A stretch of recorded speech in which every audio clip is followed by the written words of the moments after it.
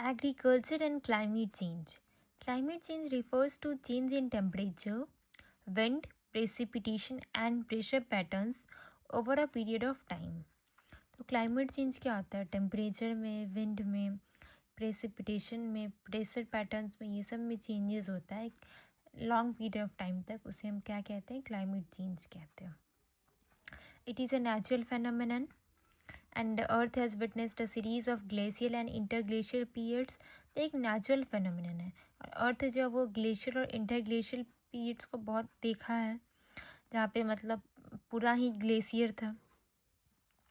Although a number of natural factors such as change in tilt of Earth's axis, Earth's orbit, sunspot activities, etc. have been identified as the natural reasons, but the rate at which the climate is changing at present is anthropogenic. तो बहुत सारा ऐसा natural factors भी है, जैसे कि अर्थ का axis tilt होना अर्थ के ऑर्बिट की वजह से, या फिर सनस्पॉट एक्टिविटीज़ की वजह से. ये सब जो वो नेचुरल रीजन्स है. लेकिन जो क्लाइमेट जिस चीज़ से चेंज हो रहा है बहुत ज़्यादा प्रेजेंट में, वो एंथ्रोपोजेनिक है. इसमें ह्यूमन कॉजिंग है. ठीक है. So next, any change in temperature and rainfall patterns impact agriculture more than most other sectors of the economy. जितना टेम्परेचर और रेनफॉल पैटर्न एग्रीकल्चर को सबसे ज़्यादा इम्पैक्ट करता है इकोनॉमी के दूसरे सेक्टर के कंपैरिजन में. Example, global warming results in frequent heat waves which affect cultivation of crops such as wheat as was witnessed in 2022. तो जैसे कि ग्लोबल वार्मिंग जो वो फ्रीक्वेंट हीट वेव्स हो रहा है, इसकी वजह से जैसे कल्टीवेशन जो है वो अफेक्ट हो रहा है. क्रॉप्स का कल्टीवेशन, जैसे कि वीट का जो कल्टीवेशन था 2022 में, वो अफेक्ट हुआ था. तो warm conditions are also more suitable for multiplication of insects. तो मतलब वार्म कंडीशन की भी ज़रूरत है ताकि इंसेक्ट्स क्या हो सके? मल्टीप्लाई हो सके. तो टी प्रोडक्शन जो आसाम में हुआ वो डिक्लाइन हो चुका है क्योंकि इंसेक्ट का अटैक हो चुका है. Climate change has also unsettled the rhythm of seasons and there is an increase in frequency of extreme climatic event. तो क्लाइमेटिक चेंज है उसमें क्या हो रहा है? अनसेटल्ड हो रहा है सीजन्स के रिदम को, और एक इंक्रीज हो रहा है एक्सट्रीम क्लाइमेटिक इवेंट का. बार बार फ्रिक्वेंसी ज़्यादा हो रहा है, जैसे कि डिजास्टर, जैसे कि फ्लड है, ड्रॉट्स है, ये ज़्यादा कॉमन हो गया जो एग्रीकल्चर की प्रोडक्शन को इम्पैक्ट कर रहा है. या तो बहुत ज़्यादा फ्लड हो रहा है, मतलब बाढ़ आ जा रहा है, वो भी एग्रीकल्चर को इम्पैक्ट करे. या फिर ड्रॉट हो जा रहा है, कभी रेनफॉल ही नहीं हो पा रहा है, इसकी वजह से भी क्या हो रहा है? एग्रीकल्चर का प्रोडक्शन जो है वो इम्पैक्ट हो रहा है. It is also to be noted that climate change affects tropical area much more than temperate regions of the world. तो सबसे ज़्यादा जो क्लाइमेट चेंज है वो ट्रॉपिकल एरिया को अफेक्ट कर रहा है टेम्परेट रीजन के कंपैरिजन में. ज़्यादा ट्रॉपिकल एरियाज क्या हो रहे हैं? Affect. Although climate change affects agriculture, but it also won't be incorrect to say that many faulty agriculture practices are responsible for climate change. तो क्लाइमेट चेंज है वो क्या कर रहा है? एग्रीकल्चर को अफेक्ट करता है. लेकिन ये गलत नहीं होगा ऐसा कहना कि बहुत सारा फॉल्टी एग्रीकल्चर के प्रैक्टिस की वजह से भी क्लाइमेट चेंज हुआ है. Some of these are paddy cultivation using transplantation method. जैसे कि पैडी कल्टीवेशन जिसमें ट्रांसप्लांटेशन मेथड यूज़ होता है. This is the most popular method of cultivation of rice where seedlings are transplanted from nursery to a flood field after a month. तो ये जो है वो बहुत कॉमन प्रैक्टिस है, बहुत पॉपुलर प्रैक्टिस है, मेथड है राइस के कल्टीवेशन के लिए, जहाँ पे सीडलिंग जो है वो नर्सरी से सीधे फ्लड फील्ड में एक मंथ के बाद ट्रांसप्लांट कर दिया जाता है. Watering the field acts as a natural herbicide. तो वाटर जब वो नेचुरल हर्बिसाइड की तरह एक्ट करता है. तो एन एरोबिक डिकम्पोजिशन जो this unwanted grasses release methane. तो कुछ अनवांटेड ग्रासेस भी होते हैं जिसका एन एरोबिक डिकम्पोजिशन होता है, तो मीथेन को क्या करता है? रिलीज़ करता है. तो मीथेन एक ग्रीन हाउस गैस है with a high global warming potential. Methane एक ग्रीन हाउस गैस है जिसके पास बहुत ज़्यादा पोटेंशियल है ग्लोबल वार्मिंग को इंक्रीज करने का। सेकेंड रीज़न जिसकी एग्रीकल्चर के मेथड की वजह से ग्लोबल वार्मिंग इंक्रीज हो रहा है, क्लाइमेट चेंज हो रहा है, तो वो है life stock animals. A significantly high amount of methane release in the atmosphere bye life stock animals.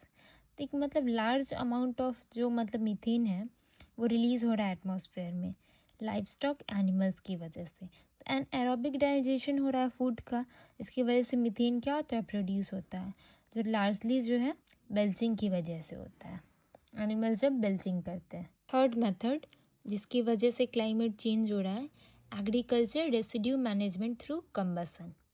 अब नेक्स्ट क्या, stubble burning has been considered as major reason behind winter smog in north India.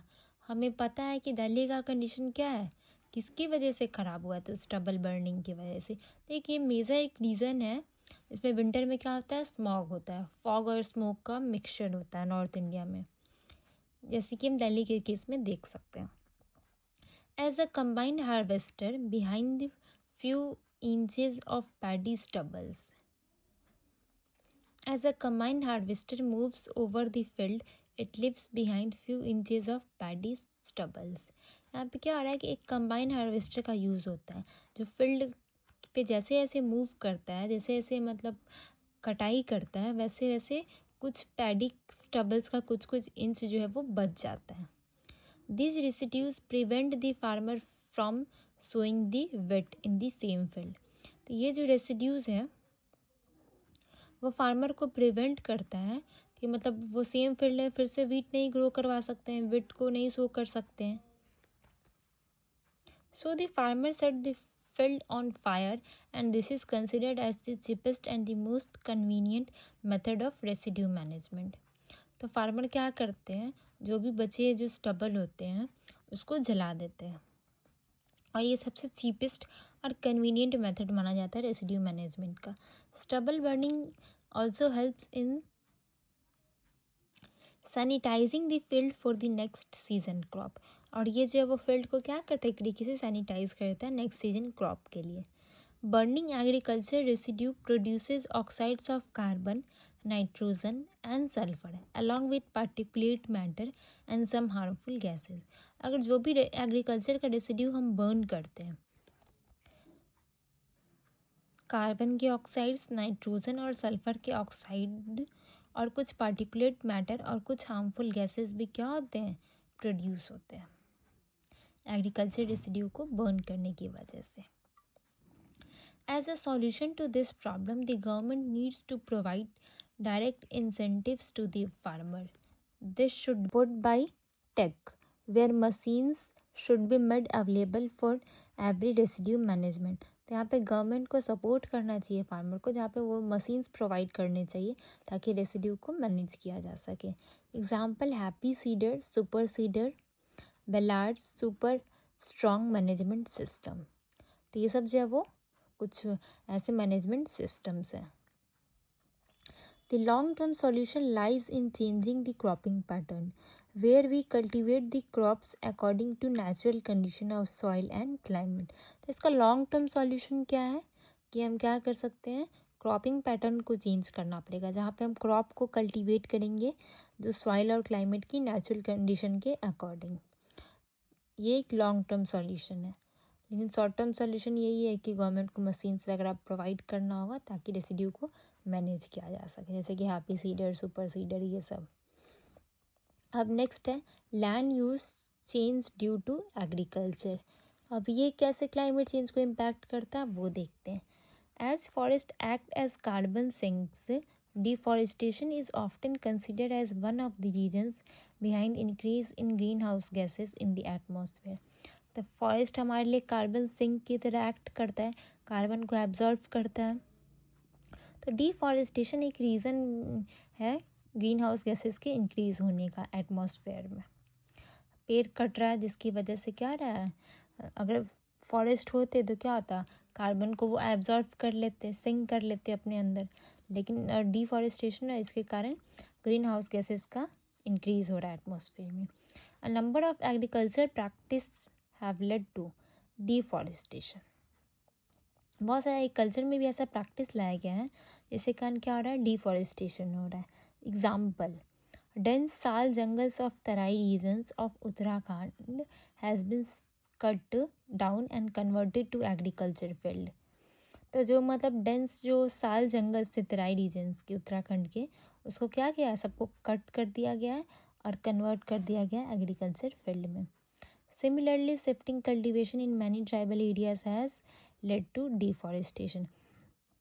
ठीक उसी तरह जैसे कि shifting cultivation बहुत सारे tribal areas में, उसकी वजह से भी डिफॉरेस्टेशन हुआ है.